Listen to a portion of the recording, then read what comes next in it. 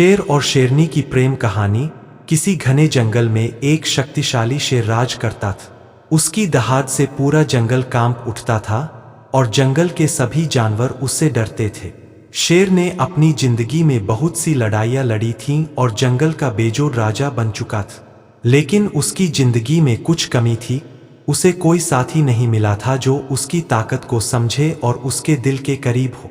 एक दिन जंगल के दूसरी ओर से एक सुंदर और तेजतर्रार शेरनी जंगल में आ।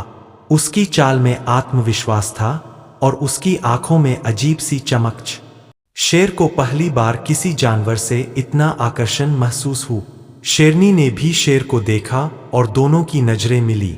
शेर ने सोचा कि ये वो साथी हो सकती है जिसकी उसे तलाश।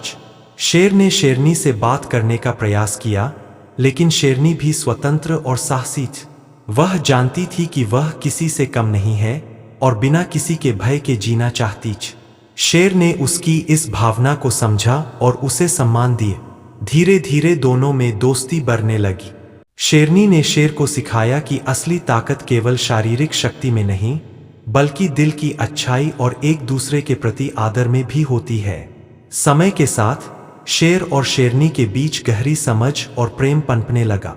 शेर ने महसूस किया कि शेरनी के साथ वह एक बेहतर और समझदार राजा बन गया है।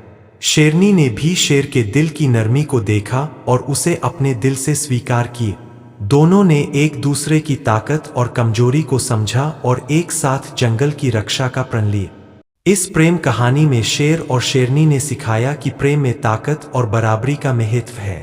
उनका प्रेम एक दूसरे के प्रति आदर, समझ और साथ पर आधारित। जंगल के जानवर भी अब शेर और शेरनी की प्रेम और साझेदारी की मिसाल को देखते थे और उनसे प्रेरणा लेते थे।